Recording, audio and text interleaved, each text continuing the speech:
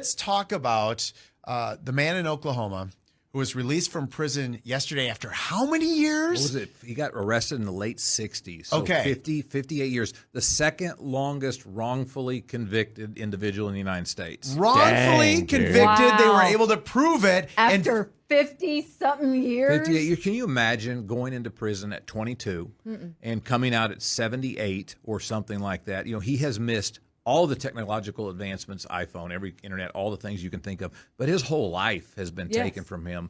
And, of course, I think the state isn't necessarily agreeing that he was wrongfully convicted at this stage. They're going to get to that point, but they've let him out, and they're not going to retry him. Apparently, he was convicted of a murder, and he was not even in the state at the time it was committed.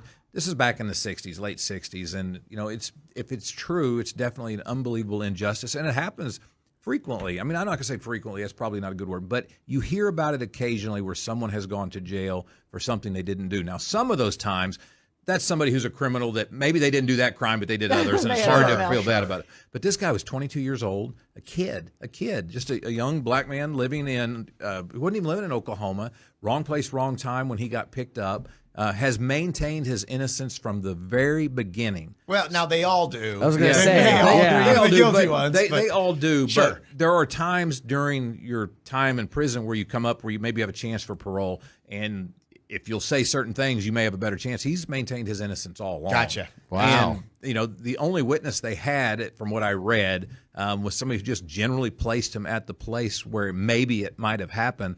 So here we are 58 years later. His whole life's been taken away from him, and he's been let out. Who do you sue when That's you just get it. out? Like, I'm like, there's a lawsuit. somebody has So to be it's that's a good question. Oklahoma's the wrong state to have been wrongfully convicted in, because unlike a few states where they have so many dollars per year for every year you've been wrongfully convicted. I forget which state it is, like $100,000 a year. So if you've been in for a decade, you get out, they give you $1 million, because you're talking about somebody who has no life skills, no job skills, no anything. Oklahoma has a $175,000 cap on those types of claims. On a governmental tort claim, whether a government truck driving down the road, the guy crosses the center line and kills your whole family, capped at $175 in Oklahoma and Tulsa County. Every other county is only $125,000. What? There's a bill right now pending to raise that by $100,000, but people don't understand that if you're hurt or injured and it's a governmental tort claim act, that you're limited in your damages no matter how egregious the damages may be, up to and including death. And that also applies to this person who's been wrongfully convicted. So he's been in jail for over 50 years. His life has been stripped from him. The most he's going to get is $175,000 under our current laws. Wow.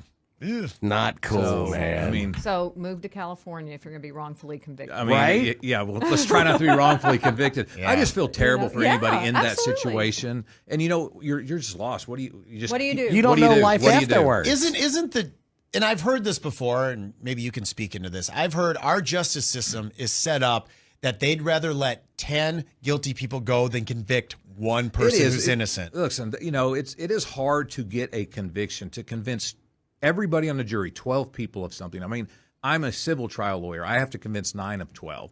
It's hard to convince 12 people that the sky is blue on a beautiful day. Sure. Because, no, it's not blue. It's light blue. It's gray blue. It's whatever it is. It's hard to get 12 random people who have never met each other to agree on something.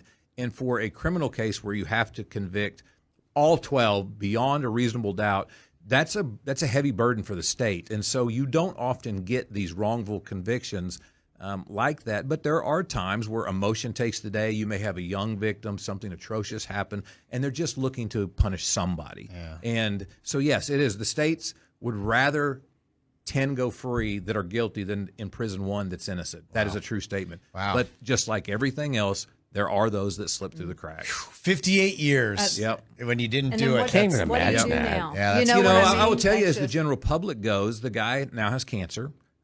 He has opened a GoFundMe to help get his treatment because he's not getting any treatment. He doesn't have any medical insurance. Yeah. And, you know, if you're listening and you want to go give the guy $20, $100, go to the Daily Oklahoma and they have the link to his GoFundMe, and he's only raised like $15,000 so far because, you know, people will get behind. We found a little puppy somewhere and he needs medical care, and they'll give a bunch of money. But to somebody who's been in jail 58 years, sometimes it's harder. Gosh. You know, go give the guy a little bit of money. You know, go to his GoFundMe page. But it's a tragedy that this happened to him. It's just awful. All right.